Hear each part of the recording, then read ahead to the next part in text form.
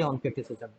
First, we will discuss the important facts that may be asked in your exam, or definitely it will be asked in higher education or an other exam. So let's start our discussion.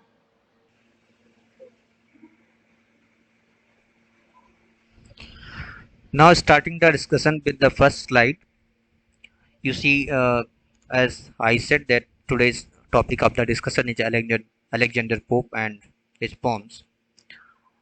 So, you see, the first discussion goes with the facts that are there in his life. He was born in 17th century and belonged to 18th century because he died in 18th century. He was born in London. And you see, especially sometimes there are a question we are literally confused that where does he belong, especially for the learners. So his birth was in 17th century and he was the poet of 18th century. The most important tragedy of his life was happened in his childhood when he became the victim of tuberculosis and it has infected his bone. That's why he became of very short heighted. His height was only 4 and 6, and there was a bump on his back. His face was not very charming, or you can say that he was not so called handsome according to the accepted norms of the society. He was a bit ugly, people don't like him. People started to scold him, and those who were seeing him with the good eyes, and most of them were seeing him with the sympathy. So he was very tortured, in fact, and it reflected in his personality also. So he had chosen the profession of writing. He became translator, and he had a great wit. And due to his translation, he read a lot. He read the classical literature of his time and translated it in English, and become a writer also. But his writing was satire. His writing was a satire, and he especially focused on criticizing everything. And in that way, he became known as the wicked wasp of Twickenham. Twickenham is the name of the place where he was living, and because of his stinging literary satires, he is known as the wicked wasp of Twickenham. And his favorite form of the writing was heroic couplet. Why he had chosen heroic couplet? Because he read Horace, he read Aristotle, he read Quintilian, and found heroic couplet is the best option for the writing. And we know that this is a couplet of 10 syllable. It has two lines and 10 syllable of each, or you can say that it has 5 feet in each lines. It was a rhyming couplet, and he also suggested that this is the best form of the writing for the writers. He was greatly influenced by Quintilian, Aristotle, and Horace's Ars Poetica, and also of the Nicolas Beaulieu's L'Art Poetique, especially when he was writing an essay on criticism in 1711. He got much influenced by Horace's Ars Poetica. So this is one of the questions really asked, that uh, what is the basic influence on an essay on criticism? So the right answer will be Horace's Ars Poetica. And if there is any question like who has inspired who has inspired uh, Alexander Pope, then the first person is Horace. Then if there is another name, or if there is some option like Quintilian, Aristotle, Horace, and Nicholas Velu, then the Horace would be the right answer. But if there are four names and others cluster, then these four names will be the right answer. One of the major thing that he was very witty, that's why his writing was very epigrammatic. It was concise, it was brief, but highly effective. We can just imagine of Francis Bacon's writing style, though he was writing in prose, but if we consider of the poetry, then the epigrammatic style of Alexander Pope is unmatched. The most important collection is of his writing is an essay on criticism that was published in 1711, The Rape of Locke, that was first published in 1712 in two cantos, later in 1714 with the added cantos, and The Dunciad in 1728, and an essay on man in 1733 and 1734. There is a question that how many cantos were there in first publication of The Rape of the Lock. Then we can say that it has two cantos. So this question can be covered from here. Now moving towards the next slide.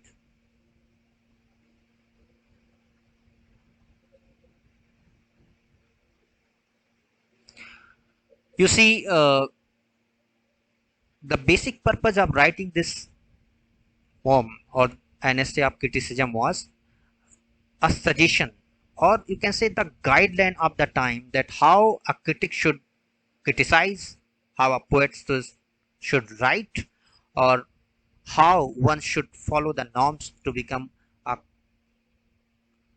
qualitative writers.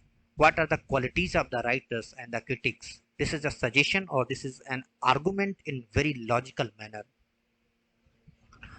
In fact, when we study, then we find this is like a form, a guideline, where a writer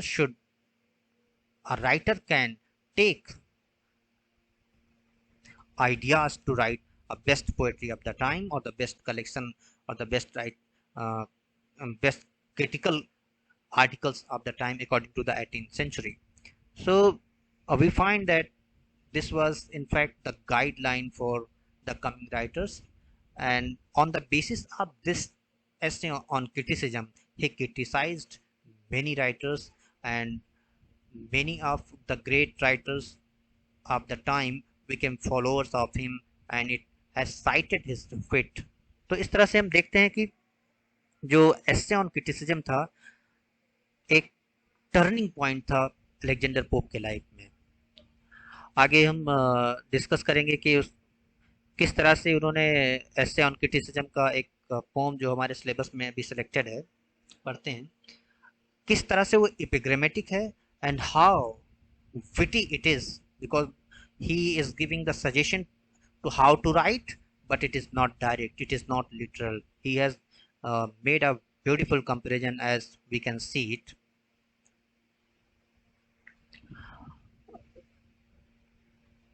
The lines that are selected for the syllabus, you can see the wit of a writer, that how someone can write with. See, a little learning is a dangerous thing. Drink deep, or taste not the Parian spring. He says that little learning is a dangerous thing. It means the half learning or the half-heartedly learning is always dangerous. He is suggesting either you learn something completely or leave it, or don't touch the Parian spring. Don't touch the source of the knowledge if you are not interested to learn. Because if somebody is half learned, if somebody has half skill, it is like the intoxicated the brain. It is like somebody is intoxicated, his brain is intoxicated. जैसे कि एक कहावत है ना कि अधगल अधजल गगरी छलकत जाए, यानी कि जिसको थोड़ा बहुत जानकारी होता है वो उसकी डींग बहुत मारता है. तो यही हालात है कि दूसरा लाइन इसको कंबाइन करता है, and drinking largely sobers us again. He says that if somebody is drinking largely, if somebody learns some skills largely or completely, then it sobers, it gives peace, seriousness, but that seriousness is not of the seriousness of intoxicated brain. So you see that, as I said, an essay on criticism is a suggestion for the critic or the poet, and how beautifully he has described it in these four lines. He says that if you really want to write, if you really want to be a good writer, then learn the cult or the skill of the writing completely. Don't touch it in between, and don't touch it half-heartedly. Otherwise it will be harmful for the writing skill. It would be like the intoxicated brain. It will not produce the seriousness, the solemn things, as a writer should do. Now, moving towards the next line, poured at first sight with what the muse imparts. In fearless youth, we tempt the height of art. He says, for the first sight with what the muse impart, whatever the blessings, whatever the skills you are finding, just to welcome it as you are in the youth. It is it is fearless, and this is the time of the height of the arts. When somebody is in the youth, when somebody is in the youth, or when somebody is in the process of the learning, this is very highest time. So everything should be absorbed for the learning. And while from the bounded level of a mind, and suppose that if somebody is half learned, then his mind will be not open, it will be bounded. And while from the bounded level of our mind, short views we take, nor see the length behind. If somebody is half heartedly learned, अगर किसी ने आधे दिमाग से आधे मन से सीखा हुआ है, तो उसका क्या होगा, उसका दिमाग उतना डेवलप नहीं होगा चीजों के लिए, and he will think it half heartedly.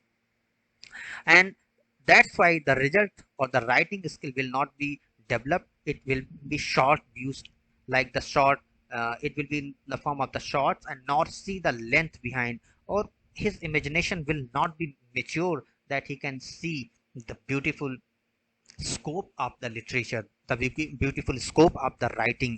यानी कि अगर आप बाउंडेड लेवल ऑफ माइंड से काम करते हैं तो आप लिटरेचर के साथ में जस्टिफिकेशन नहीं कर सकते हैं. But more advance behold with strange surprise, he is giving the suggestion, be advanced and behold with strange surprise. आपको एडवांस रहने की जरूरत है, चीजों को एक्सेप्ट और ओपन होने की जरूरत है. That will generate strange surprises. It means the beautiful literature, beautiful piece of the writing, beautiful criticism from your hand or the mind. New distant sciences of endless science rise. You see, as the science, he has given the comparison of the science, that as the science is endless, so the writing is also endless. Science cannot stop one place. जैसे कि आप science की बात करें तो science कभी रुकता नहीं है. साइंस, जैसे कि हमारे पास एक छोटा सा स्मार्टफोन था, अभी उसके बाद में स्मार्टफोन है, आने वाले के टाइम पे क्या हो गया, यानी कि साइंस एक फ्लड है, वो बहता ही जा रहा है. उसी तरह से जो पोम है, राइटिंग स्किल है, वो एक फ्लड, वो एक जगह पर रुक नहीं हो सकता है, वो बाउंडेड नहीं हो सकता है. That is open, that he wants to say in these lines. He is giving now another. अगर जैसे हमने बोला था ना कि you can see the bit of Alexander Pope, सीधे सीधे कोई बात नहीं बोली गई है. He is giving suggestion. आप इन सारे लाइनों में देख लें, he is giving suggestion to write, but not directly. He is very symbolic and uses different types of the imagery. Now, next line is more interesting, where we will find the comparison between mounting and alp, or the mountain, and the process of the writing, the process of the learning for the writing. He says, so pleased at first the towering alp we try. He says when somebody is trying to mount the towering alp or the mountain, he is very happy, is very enthusiastic, and mount over the vales and seem to tread the sky. And when he mounts some vales, जब वो किसी घाटी पे पहुंचता है, कुछ valleys को नाप लेता है, चढ़ जाता है, it looks like he trade the sky, वो आकाश के पास पहुंच गया है. कहने का मतलब ये है कि when somebody learns to write, because if we see the purpose of this writing, of this poem, when somebody learns to write, when somebody starts to learn to write, and when he creates some original piece, he becomes very happy. This, but he says that this is only the beginning. The eternal snow appear already past. He says all the snow जो कि snowy mountain थे, all the snowy mountains are behind, they are like the past, now you have passed it. And जैसे कि जितने भी हमारे hurdle होते हैं सीखने के लिए, लर्निंग के लिए, एक अच्छे राइटर बनने के लिए, वो सारे बीत चुके हैं. And the first clouds and mountains seem the last. और एंड द फर्स्ट क्लाउड जो and the mountains seem the last. And the thing that we have started to learn is looking like it is the last thing. It means you have surpassed some hurdles of your learning. अपने सीखने के process में हमने कुछ learning कर ली है और कुछ हर्डल्स को पार कर लिया है. आगे की बात थोड़ा सा और डिफिकल्ट होने वाली है. कहता है but those attend we tremble to survey, but those attained we tremble to survey. He says but those who are on the peak, it is even difficult to think that how they reached there.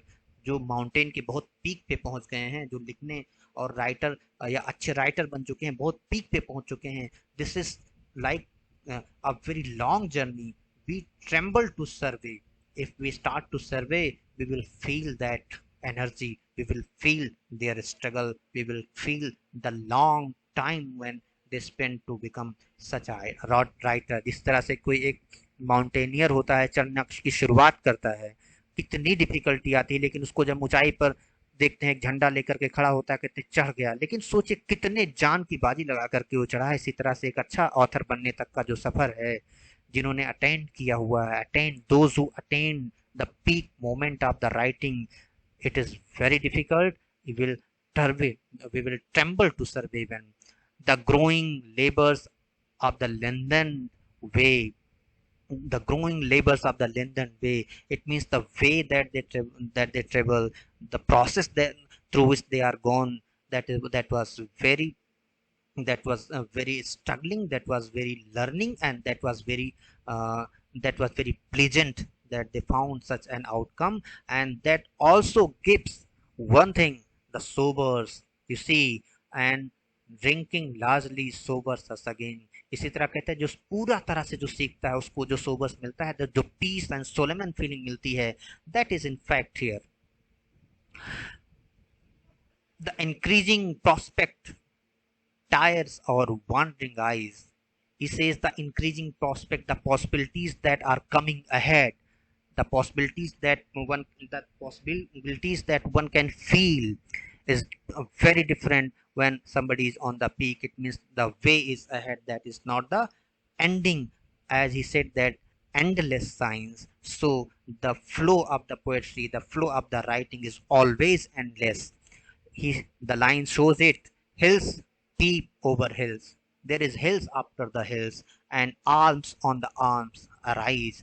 पहाड़ों के ऊपर पहाड़ हैं. इस तरह अगर आप थोड़ा सा सोच करके देखिए, किसी पहाड़ पर आप खड़े हुए हैं तो एक के बाद दूसरा, दूसरे के बाद तीसरा, it means it is endless.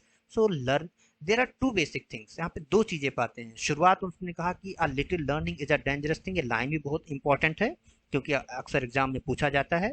एक लिटिल लर्निंग से शुरू होकर के उन्होंने बताया कि सीखना और राइटर बनने के लिए क्या क्या चीज़ों की ज़रूरत है, जिसमें पूरी डेडिकेशन की ज़रूरत है. और वो वहाँ से ले करके उन्होंने इमेजरी एक दूसरी क्रिएट की जहाँ से आप एंडलेस साइंस की आई. और तीसरी इमेजरी हम क्या पाते हैं कि एक माउंटेनियर और माउंटेन की बात की, और वहाँ पे पीक पे पहुँच करके हम देखते हैं there is hills peep over hills and Alps on Alps rise. इस तरह से इतना विटी कंपैरिजन है that you really need time to understand Alexander Pope. He is very beautiful writer, and his writing was the thing that he earned a lot of respect among the good writers, among the best writers of the time. Even today we study him. You see, further we will discuss his another poem and another part of the uh, another part piece of the writings that are selected in our syllabus. So keep in touch, and I'll say thank you for your time. Stay connected. See you soon. Have a good day.